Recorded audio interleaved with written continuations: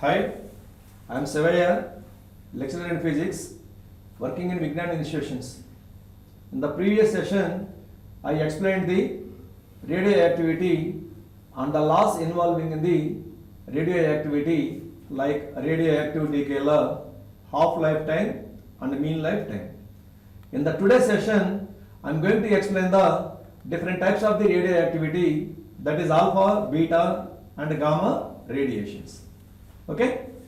Now, the contents of the today's session are introduction to the radioactivity, types of the radioactivity, alpha decay, beta decay, gamma decay, and summary about the alpha, beta, gamma decays. First come to the introduction to the radioactivity. So let us see the screen. There is a picture of the famous scientist. Can you identify him? He is the famous scientist Henry Becquerel, who discovered the radioactivity in 1896. When he was studying the fluorescence and phosphorescence of the irradiated compounds, unexpectedly he observed the new phenomenon. In that, he observed that the nuclei of certain unstable elements disintegrate spontaneously by emitting particles and radiations. This phenomenon is named as radioactivity. After conducting the subsequent experiments, so he concluded that the radioactivity is a nuclear phenomenon. It is purely a nuclear phenomenon. Now, to understanding about the nature of the particles and the radiations emitted from the nucleus, he conducted experiments. So let us see the simple experiment conducted by him. Here, this is the positive and this is the negative poles.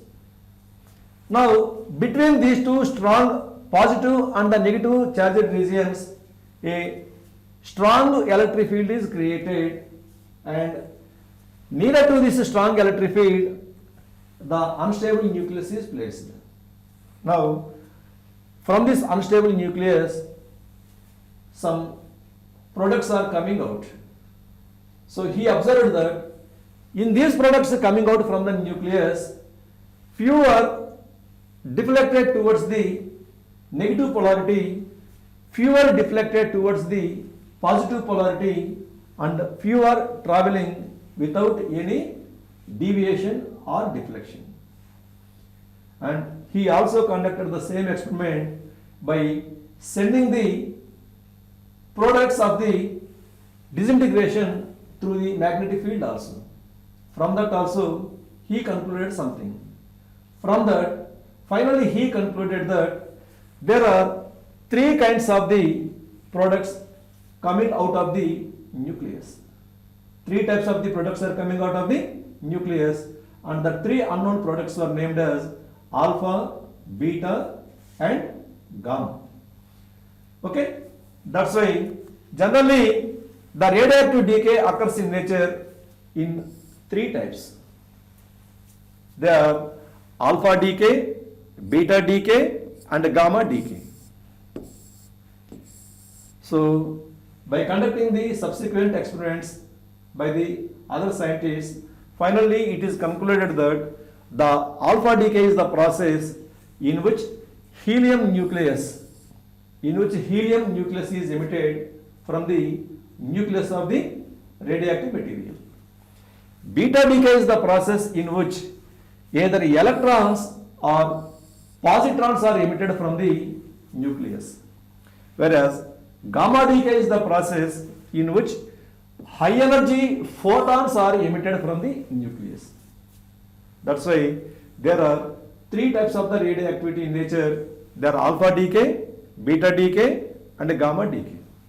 The alpha decay is the process in which the nucleus of helium is emitted from the nucleus. Beta decay is the process in which either electrons or positrons are emitted from the nucleus, and gamma decay is the process in which high energy photons are emitted from the nucleus. The same can also be observed in the given T diagram. Okay, so alpha decay, beta decay and gamma decay. Here, in case of the beta decay, either electrons or positrons are emitted from the nucleus. That's why there are two kinds of the beta decay. They are beta plus decay and beta minus decay. Now in this class, we are going to study in detail about the alpha decay, beta decay and gamma decay from a radioactive substance. Now come to the alpha decay process. Let us see the diagram. In that diagram, the nucleus is spontaneously disintegrating by emitting the alpha particles. Here, when the nucleus disintegrates spontaneously by emitting alpha particles, it is said to be undergo alpha decay. Okay? When the nucleus disintegrates spontaneously by emitting alpha particle, it is said to be undergo alpha decay. Here, the well-known example for the alpha decay is the disintegration of uranium-92-238 nucleus into thorium-90-234 nucleus by emitting the alpha particle. Generally, the alpha particle is represented as alpha-24 or helium-24. Okay? Now, this is the well-known example of the alpha decay. The uranium-92-238 nucleus disintegrates into thorium-90-234 by emitting the alpha particle from the nucleus. Okay? Generally, the alpha decay can be mathematically represented by the equation XZA gives rise to Y Z minus 2 A minus 4 plus helium 24. Okay? Here, this X is the original nucleus which is disintegrating. It is named as the parent nucleus. Whereas, whenever this parent nucleus is decaying, we are getting another nucleus Y Z minus 2 A minus 4, that is named as the daughter nucleus. That means the parent nucleus disintegrates into the daughter nucleus by emitting the alpha particle. Here, X is the parent nucleus and Y is the daughter nucleus. These two are called as the products in the reaction, whereas this is the parent nucleus. Now, here, if the nucleus emits the alpha particle, what happened to the atomic number? What happened to the mass number? Remember, during the alpha decay process, the total charge is conserved and the total mass is also conserved. That means, in case of this alpha decay, the atomic number is conserved and the mass number is also conserved. Here, the atomic number of the parent nucleus is Z, whereas in the alpha particle, the atomic number is equal to 2. That's why for the daughter nucleus, the atomic number is given by Z minus 2. Similarly, the mass number is given by A minus 4.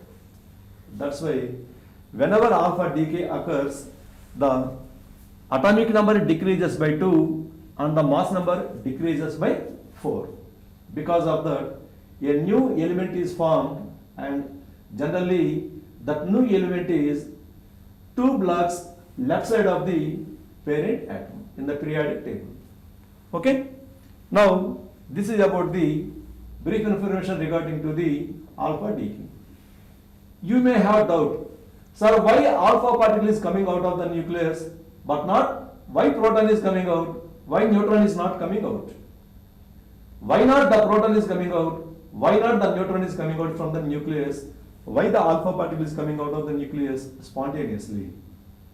The spontaneous process can be decided by using one parameter, that is the disintegration energy or the Q value for the given process. What is meant by Q value? What is meant by disintegration energy? See, in this reaction, for this parent nucleus X, there is some mass, there is some rest mass energy. For the daughter nucleus and for the helium nucleus also, there is some mass and there is some rest mass energy for the products. Now, here the disintegration energy or the Q value of the reaction is defined as the difference between the rest energy of the original nucleus minus the rest energy of the products. Here what is the original nucleus? XZI is the original nucleus, whereas YZ minus 2, A minus 4 and helium 2,4 are the products. Now, the rest energy of the original nucleus minus the rest energy of the products will give you the Q value or the disintegration energy during the process. That means Q is equal to the energy of the parent nucleus minus the energy of the daughter nucleus plus the energy of the alpha particle in this case. Okay, this is the energy of the parent nucleus, this is the total energy of the products. The difference between these two will give you the Q value during the alpha decay process or during any process. Now, how to get the rest energy of the original nucleus? Already in the previous session we discussed the Einstein's mass energy equivalents.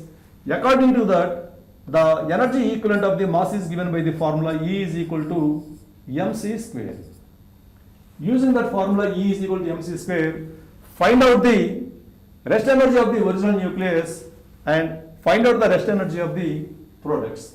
That is given by Q is equal to mx c square minus my plus mhe c square. This is the rest energy of the parent nucleus. This is the rest energy of the daughter nucleus. And the rest energy of the, this is the rest energy of the parent nucleus and this is the rest energy of the total products. Now, by taking c square as common, it becomes Q is equal to mx minus my plus mhe into c square. Okay? Now, using this equation, we can say that which process is spontaneous, which process is not spontaneous. If suppose the mass of the original nucleus is greater than the mass of the products, the mass of this original nucleus is greater than the mass of the products, then the energy of the original nucleus is greater than the energy of the products. In such case, the process is the spontaneous process. If suppose the mass of the original nucleus is less than the mass of the products, in that case, the energy of the parent nucleus is found to be less than the energy of the products. In such cases, the process will not be occurring spontaneously. We have to initiate such process. Whereas, if suppose we calculate the Q value or the disintegration energy for the alpha decay process by substituting the mx value, my value, m helium value and velocity value, we get it as a positive value for the Q value. So, because Q value is positive, we can say that alpha decay process is the spontaneous process. That means without initiating by us, by itself the process can be occurring. Such a process is called as the spontaneous process. If suppose we study the same by assuming that either proton or neutron is coming out of the nucleus, in such cases we may get negative value for the Q value. That's why the emission of the proton or the emission of the neutron from the nucleus is not a spontaneous process. That's why they cannot be occurring in the radioactive process. Right? This is about the Q value, and from this we can decide that the alpha decay is a spontaneous process. That here some energy is released in this process. What happened to that energy? That energy will be converted as the kinetic energy of the products produced in the reaction process. That means if suppose this is the original uranium nucleus or the parent nucleus, suppose it disintegrates into two products. This is the daughter nucleus, This is the alpha particle. The Q value released in this process is generally liberated in the form of the kinetic energy of the products. We know that according to the law of conservation of momentum, these two products are moving with the same momentum. That's why they must possess the kinetic energy, so that the kinetic energy is proportional to 1 by m. From this we can say that Ke1 by Ke2 is equal to m2 by m1. Generally, the daughter nucleus is having more mass, that's why less kinetic energy is imparted to that, and the alpha particle is having smaller mass, that's why more kinetic energy will be imparted to the alpha particle. Okay, by using the mass of the parent nucleus and the mass of the daughter nucleus or the alpha particle, we can determine the ratio of the kinetic energies. By using this, we can determine the kinetic energy of the first one and the kinetic energy of the second one. That can be done in the problems. Okay, this concept is somewhat important concept for the exams. Now come to the next one, that is beta decay. Before going to the alpha decay, what we studied, just summarize. What is meant by alpha decay process? Next, what is the well-known example for the alpha decay process? What is the general equation for the alpha decay process? Next, what happened to the atomic number and the mass number for the alpha decay process? Next, when the process is spontaneous, when the process is not spontaneous, that is also studied in the alpha decay process. We are going to study the same things for the beta decay and also for the gamma decay process. Now come to the beta decay process. Let us see that diagram. Here the nucleus is spontaneously disintegrating by emitting either alpha particle, by emitting either electron or positron. When a nucleus spontaneously emits either electron or positron, it is said to be beta decay. The process is said to be beta decay. When a nucleus spontaneously emits either electron or positron, then the process is said to be beta decay. Okay, here we are saying that either electron or positron are coming out of the nucleus. Based upon which particle coming out of the nucleus, the beta decay process can be classified into two categories. They are beta minus decay. It is the process in which electron is emitted from the nucleus. The second one is the beta plus decay, in which the positron is emitted from the nucleus. Okay, if electron is emitted from the nucleus, that process is called as beta minus decay. If positron is emitted from the nucleus, that process is called as beta plus decay. Here we are using a new term, positron. What is meant by this positron? Positron is a particle whose mass is equal to the mass of the electron. Whose mass is equal to mass of the electron, whose value is equal to 9.1 into 10 to the power of minus 31 kg. And the magnitude of the charge of the positron is equal to the magnitude of the charge of the electron. We know that the electron is having negative charge whose value is equal to 1.6 into 10 to the power of minus 19 coulombs, whereas this positron is having the same amount of the charge, but the charge is positive. That's why simply we conclude that positron is a particle whose mass is equal to mass of the electron, whose charge is equal to the charge of the electron but with positive sign. Right? Now we are going to study in detail about the beta minus decay and beta plus decay. Come to the beta minus decay. So let us see this diagram. Here, this is the nucleus.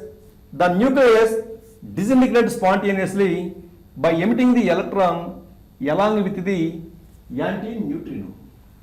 the process in which nucleus spontaneously emits an electron is defined as beta minus decay. The process in which the nucleus spontaneously emits electron is called as beta minus decay. Okay, so the well-known example for the beta decay is given by the disintegration of the phosphorus 1532 into the sulfur 1632 by emitting electron along with the anti-neutrino. This nu bar is the anti-neutrino.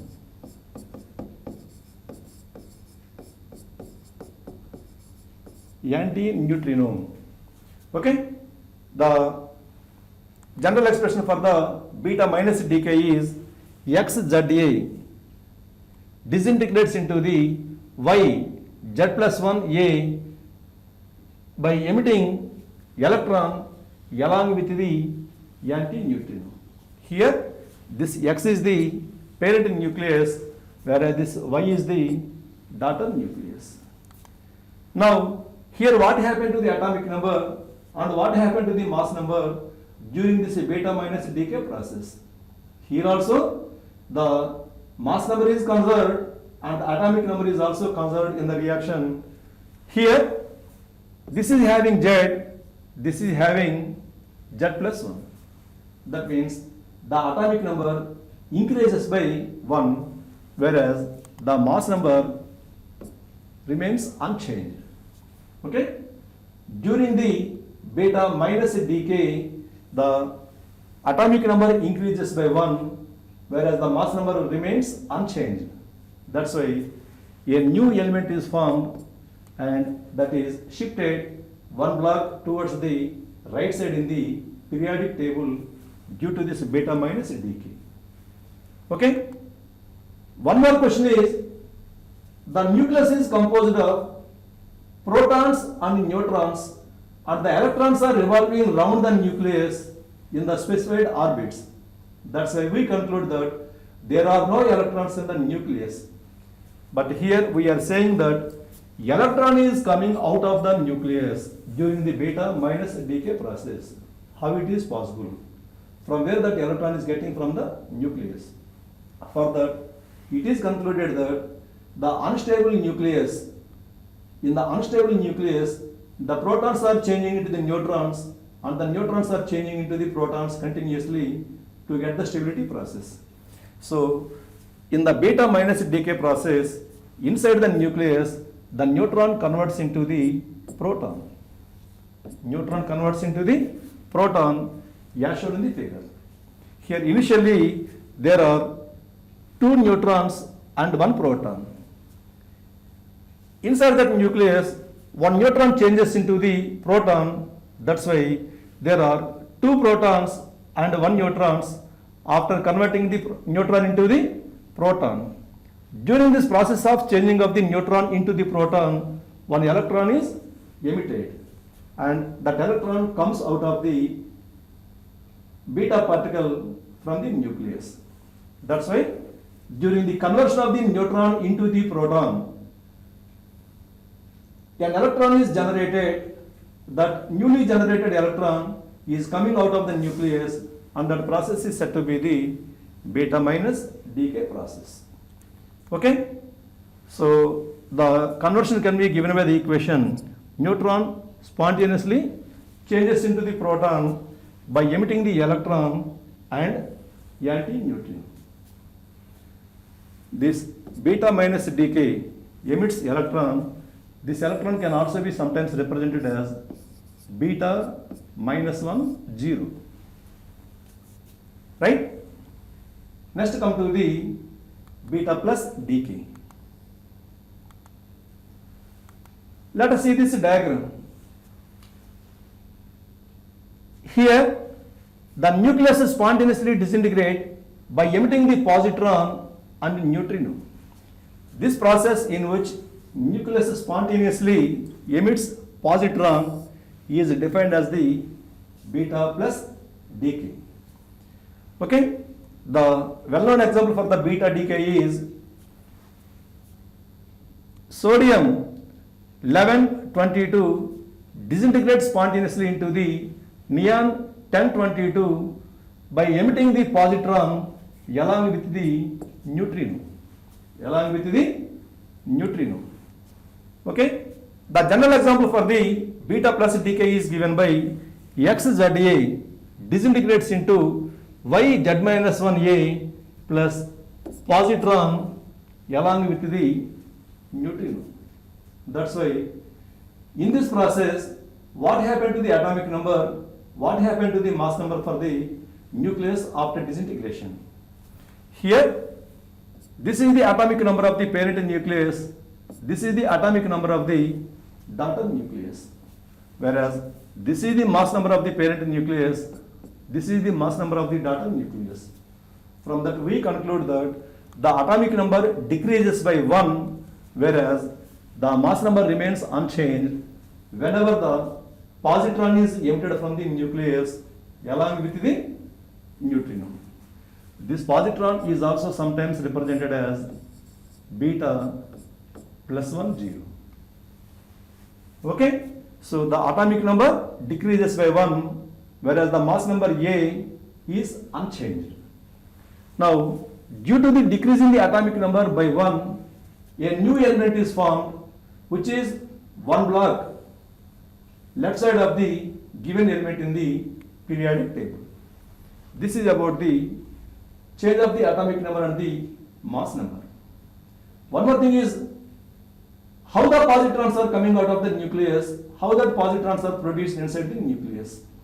Further, to get the stability, here the protons converts into the neutron inside the nucleus, as shown in the figure.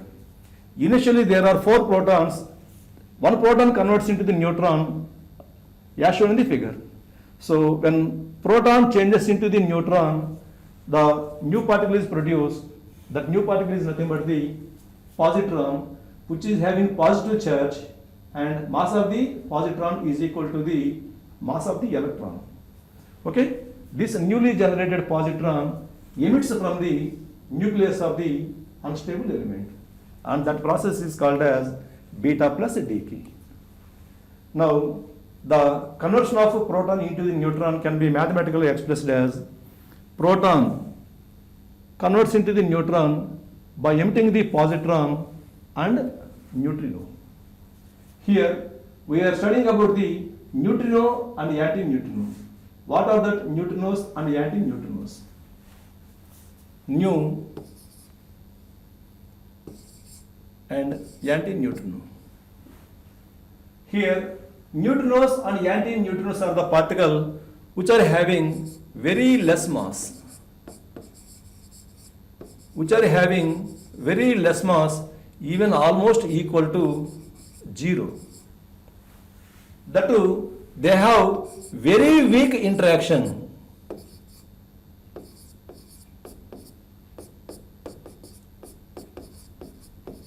They have very weak interaction with the other particles.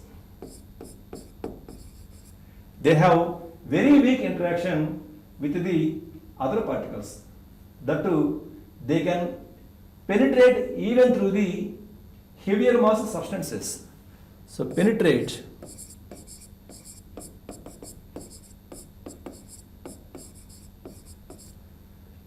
heavier mass substances. Even they can penetrate into the heavier mass substances, that's why they cannot be easily detectable. Okay? So these very less mass particles are named as neutrinos and anti-neutrinos. Here they have very weak interaction with the other particles, and they can penetrate through the even heavier masses, that's why they cannot be easily detectable. Now come to the gamma decay. What is gamma decay? If suppose the process in which high energetic photons are emitted, high energetic photons are emitted spontaneously from the nucleus, that process is said to be the gamma decay. Okay? The process in which high energetic photons are emitted from the nucleus, then that process is said to be the gamma decay. The well-known example of the gamma decay is given by nickel 2860 disintegrates into the nickel 2860 by emitting gamma photon. Okay, here the general equation is given by XZA disintegrates into XZA by emitting the high energetic gamma photon. So because of this, what happened to the atomic number and the mass number? The atomic number is unchanged and the mass number is also unchanged in the gamma decay process. The next question is, without changing the atomic number, without changing the mass number, how the nucleus emits the high energetic gamma photon? Now, to explain that, already we studied the Bohr's postulates. In that Bohr's postulates, we studied that the atom consists of discrete energy levels. The atom consists of discrete energy levels, and these are the discrete energy levels. Just like the discrete energy levels in the atom, the nucleus also possesses discrete energy levels. Generally, in case of the atoms, the energy values are in the order of electron volts, which is given by the formula minus 13.6 Z by N square. Generally, the energy values of the energy levels in an atom is given by the formula minus 13.6 Z by N square, and that values are in the order of electron volts. Whereas in case of the nucleus, the energy values of the discrete energy levels are in the order of million electron volts. That's why the energy values of the discrete energy levels in case of the nucleus is very high when compared to the energy values of the energy levels in the atom. Okay? Now, already in the Bohr's postulates we studied that if any electron is in the excited state, that electron comes to the ground state either by successive transitions or single transition like this. During these successive transitions or the single transition of the electron, it emits some energy in the form of the photon. Because the energy values of the energy levels are less, the energy of the photon is also less. Similar to this transition of the electron in the atom, the excited nucleus may also be coming down to the ground state either by means of the successive transitions or by the single transition from the higher level to the lower level. In case of this successive transition, energy is released, which is given by the formula energy of the photon E is equal to EH minus EL. Here EH is the energy of the higher level from which the nucleus is jumped, and EL is the energy of the lower level to which level the nucleus is jumped. So by knowing the energy of the higher level and the energy of the lower level, we can determine the energy of the photon. Here, the energy values of the energy levels of nucleus is very high, in the order of million electron volts. That's why the energy of the photon is also in the order of million electron volts. Because of this very high energy, the nucleus spontaneously disintegrates by emitting the gamma photons of high energy. Because of this high energy of the photons, if we calculate the wavelength of the X-ray, the wavelength of the gamma photons, the wavelength value is very small, even when compared to the hard X-rays. That's why, due to the jumping of the nucleus from the excited levels to the ground state, it emits gamma photons of high energy or gamma photons of very small wavelength value. Okay? Now, these photons are having very high energy, and that high energetic photons are called as the gamma photons, and that process is called as the gamma decay process. Okay? Just like the atoms, the nuclei also possesses discrete energy values. In case of the atoms, the energy values are small, whereas in case of the nucleus, the energy values are very high in the order of million electron volts.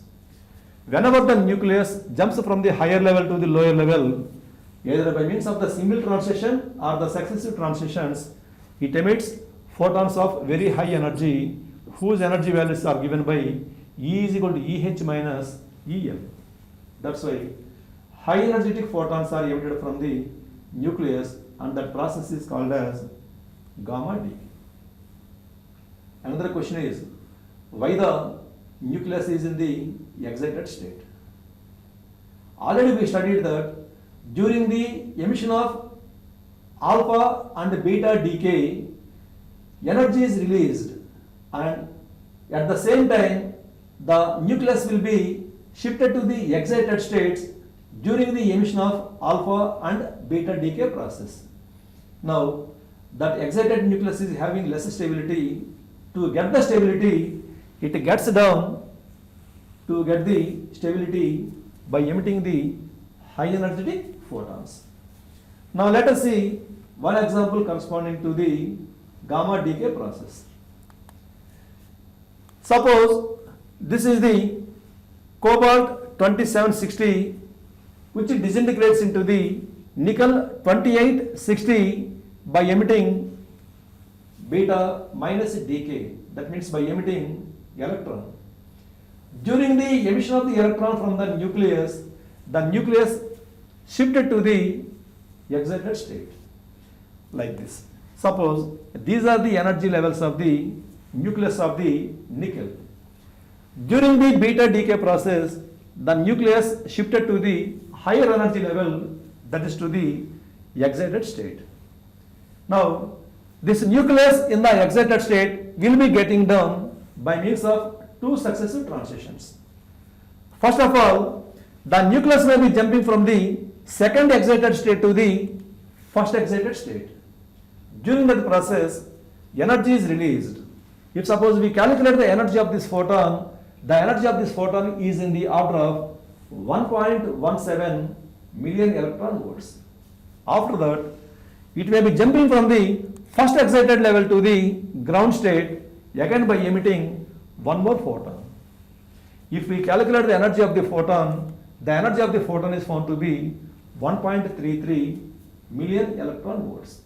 That's why during the jumping from the second excited state to the first excited state, and from first excited state to the ground state, it emits photons of very high energy, whose energy values are in the order of million electron volts.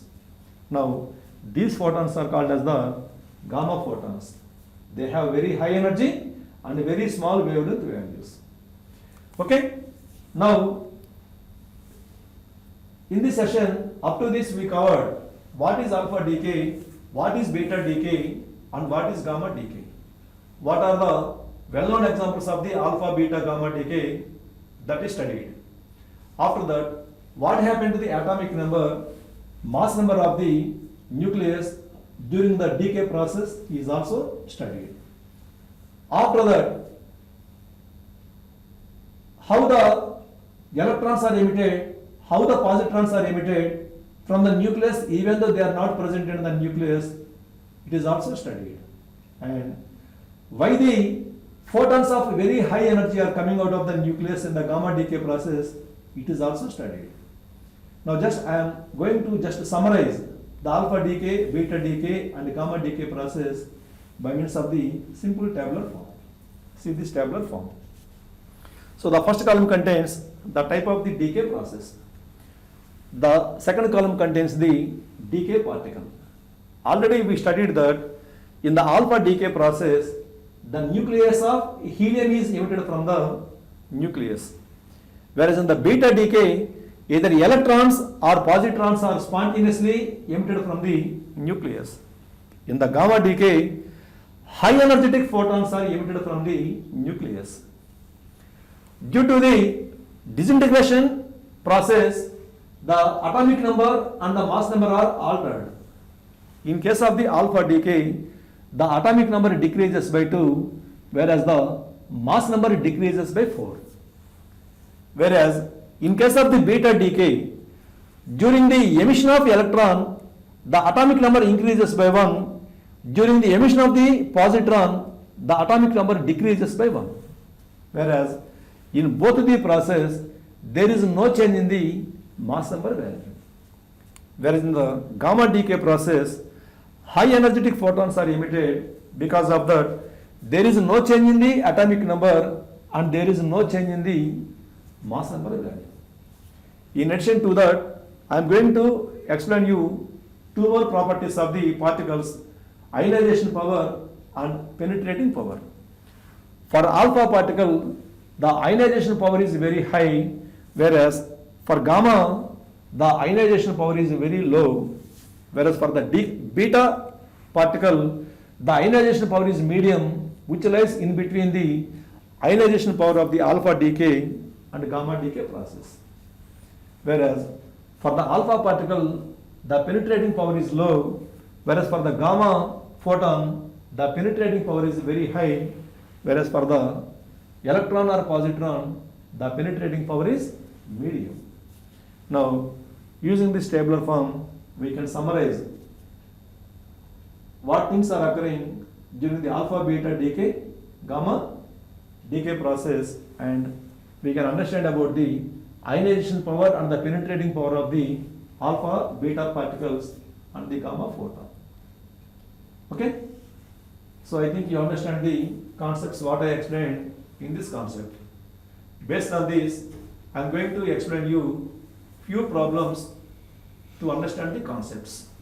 Okay? Now come to the first problem.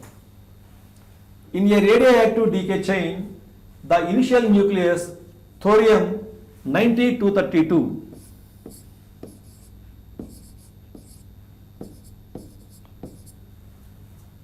at the end there are 6 alpha particles and 4 beta particles.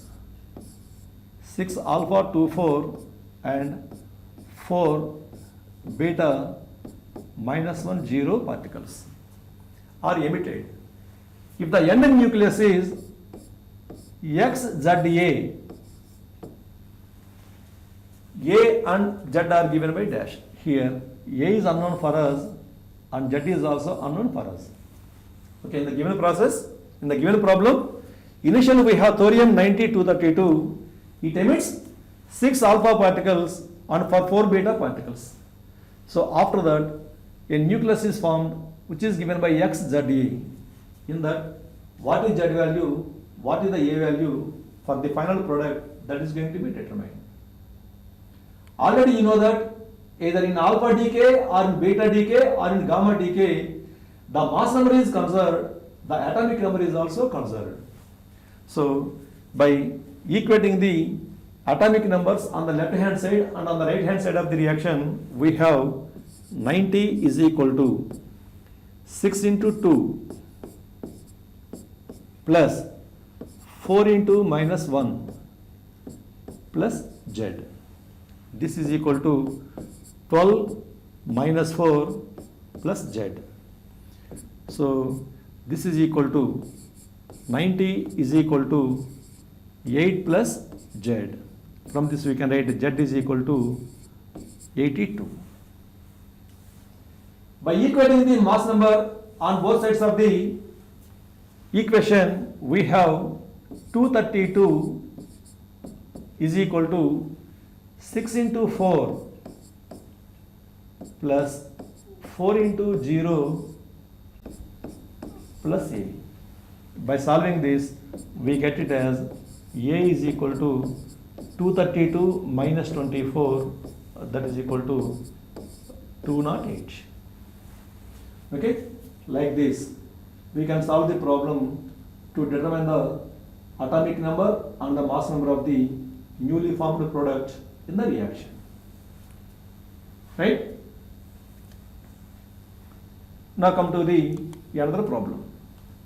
How many alpha and beta particles are emitted when uranium nucleus 92-238 decays to lead 82 214.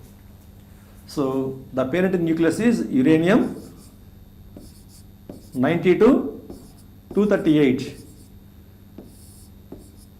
So the daughter nucleus is lead 82 214. So when uranium changes into the lead, it emits some number of the alpha particles, some number of the beta particles. That number is not given. Let us assume that it emits n alpha particles and m beta particles. Okay, here also by using the conservation of the mass number and the conservation of the atomic number, we can determine the unknown nm values. First, by equating the mass number on both sides, we have 238 is equal to 214 plus 4n plus 0. From this we have 4n is equal to 238 minus 214, that is equal to 24. Therefore, the number of the alpha particles n is equal to 6. Similarly, by equating the atomic numbers on both sides, we have 92 is equal to 82 plus 2n minus m. Already we have n is equal to 6. By substituting that, it becomes 92 is equal to 82 minus 12, 82 plus 12 minus m. By solving this, we get it as m is equal to 94 minus 92, which is equal to 2. That's why in the given nuclear decaying process, 6 alpha particles and 2 beta minus particles are emitted. Right? Come to the next problem. A nucleus with Z is equal to 92 emits the following in sequence: alpha, beta minus, alpha, alpha, alpha, alpha, so on. A sequence is given. The Z of the resulting nucleus is dash. See, the given reaction is some X 92 gives rise to Y whose atomic number is Z, that is unknown for us. So this process emits few number of the alpha, beta plus particles.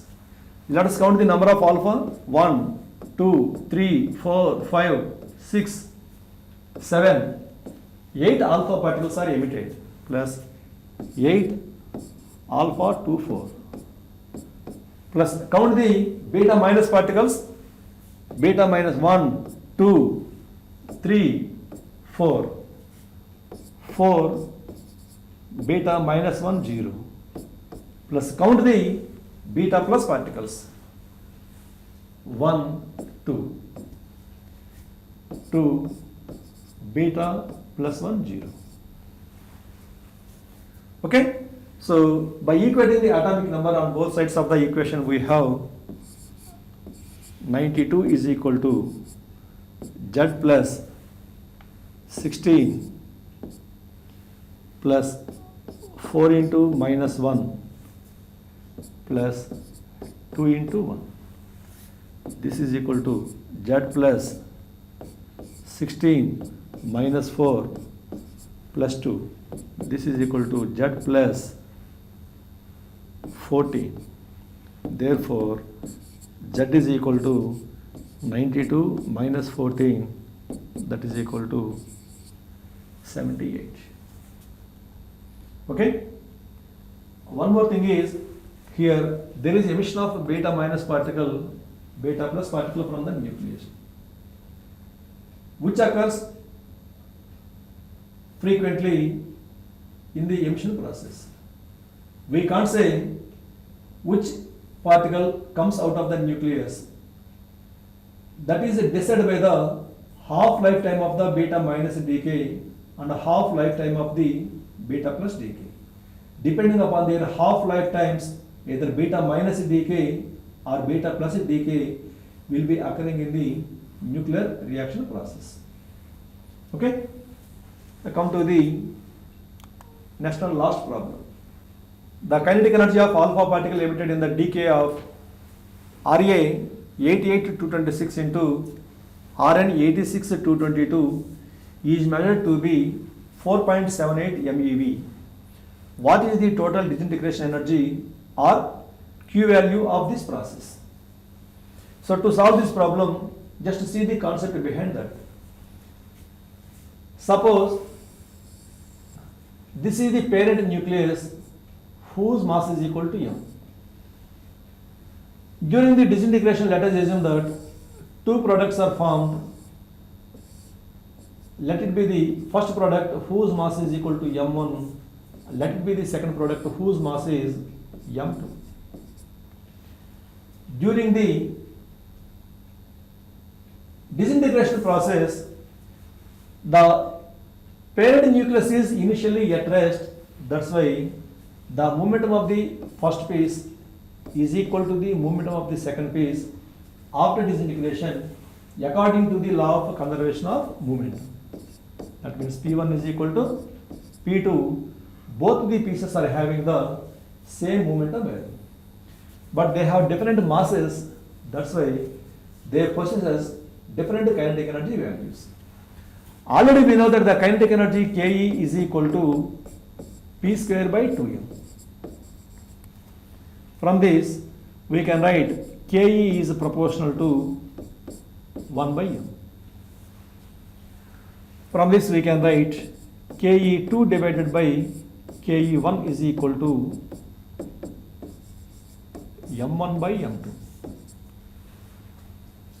By adding 1 on both sides, it becomes Ke2 divided by Ke1 plus 1 is equal to m1 by m2 plus 1. So by taking LCM, it becomes Ke2 plus Ke1 divided by Ke1 is equal to m1 plus m2 by m2. This Ke1 and Ke2 are the kinetic energies imparted to the two products. By adding these two, we will get the total kinetic energy produced in the reaction, which is nothing but the Q value.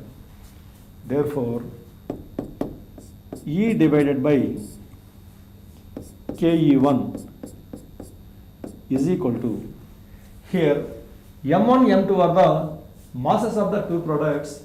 The sum of the two masses must be equal to the mass of the parent nucleus. That's why m divided by m2.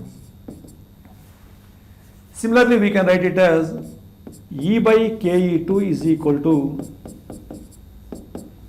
m divided by m1. So using these equations, by knowing the Ke1, we can determine the total energy values, or by knowing the total energy values, we can determine the kinetic energies of the individual particles. Now in this process, what is given? Radon Ra 88-226 disintegrates into Rn 86-222 by emitting alpha particle. Okay, for alpha particle, the mass m1 is equal to 4.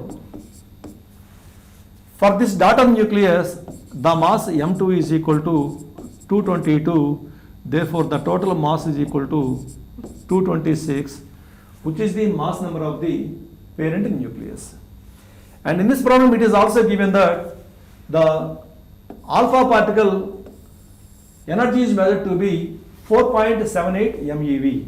That's why the kinetic energy of the first particle, that is alpha particle, is equal to 4.78 MeV. We want to determine the total disintegration energy. That means the total energy to be calculated. So from this equation, we can write E is equal to m divided by m2 into Ke1. By substituting the known values in this equation, we have 226 divided by 222 into 4.78.